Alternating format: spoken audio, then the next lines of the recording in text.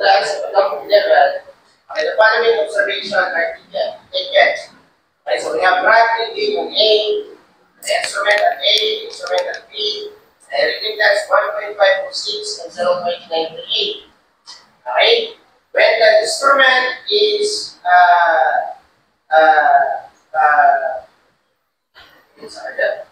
two-bit test at the dump level, the following observation are taken.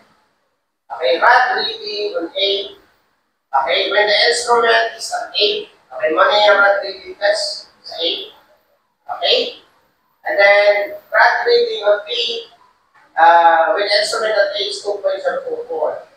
Okay, when the instrument at B, the rod reading on A is 1.1.938, and then at B is 1.449 meter.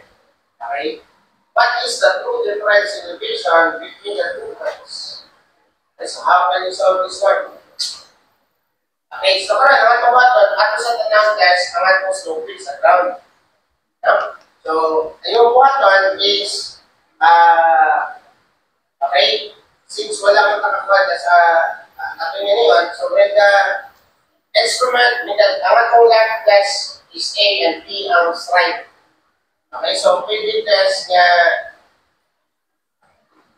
Okay. Okay, so nga ni test. Okay, same of stock figure na. Okay.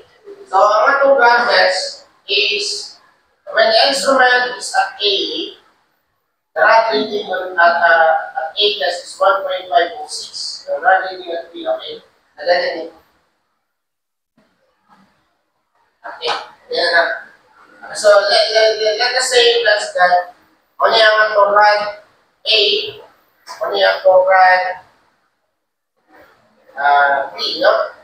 Ako na exaggerate na sa okay, ako na exaggerate na may. Okay, karon ang atong button, so only ang atong rod reading at A, only ang atong rod reading at B. Okay, kung mayroon ka na instrument at A, that means ang imong instrument, okay, ibutang mo exactly at A, manin ang iyang pag-sign ka, dahil karon matali mo, ay marupot ka sa dali. Okay? Tawag mo marupot. Okay? Ang sadya natin mo, nerves yan. Okay? Kasi nerve.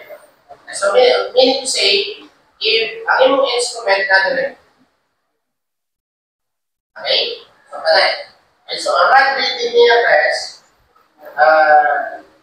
near median, instrument at A. Okay?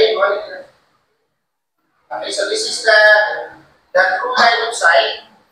And then, assume na class nga, assume na ang iyang error class is ni tulog.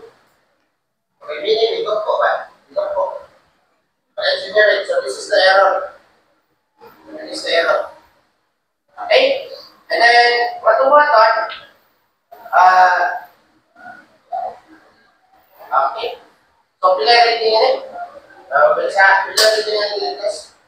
1.506. 1.506. Okay, how about this one? 2.02. 2.004. Okay. One space lang.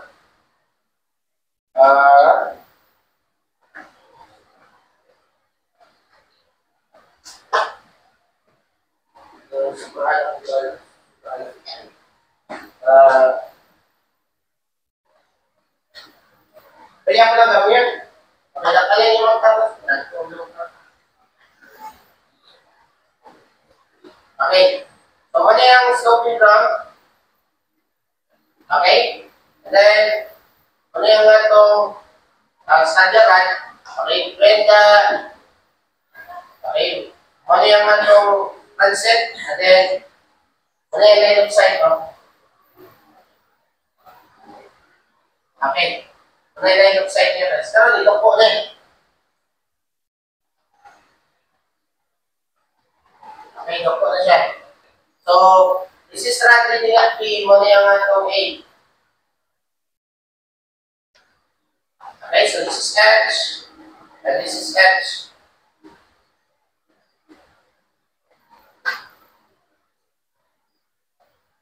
Okay? So next is clear and dito ng tignan. Ano instrument at B? 1.0. 1.0. Ano? 0.98.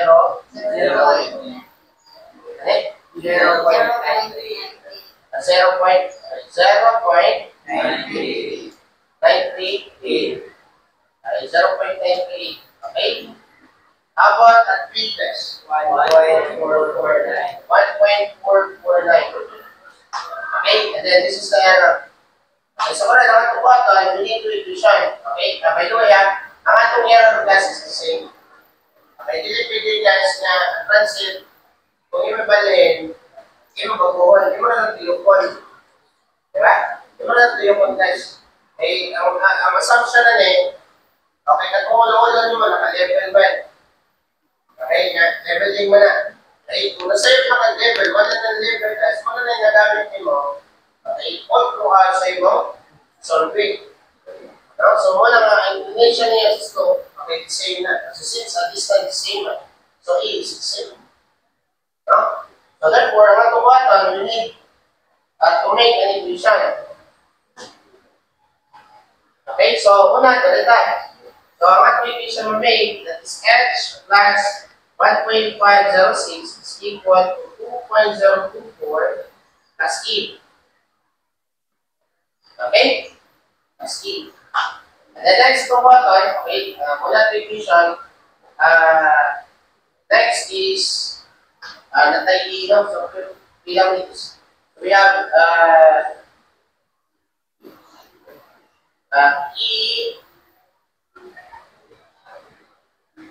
E is equal to H minus 11.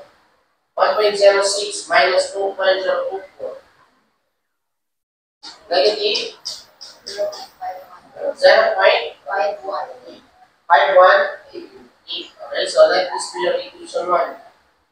Okay, how about the red? Okay, more than some place. Kung may galing nga height, plus ka na nga height, equal.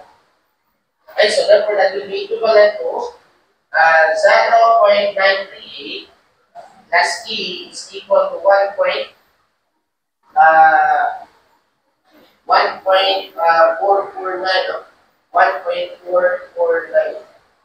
Okay? So, pila error na rin. So, pila error na rin. Ano? Ulit na lang X plus. Ano X? Okay, so that is plus E plus H. Okay, is equal to 1.449. Diba ito naman sa 0.98 plus E is H minus 0.518 plus H is equal to 1.449. What is the value of the difference equation in B? 0.5145 meter. That is accurate.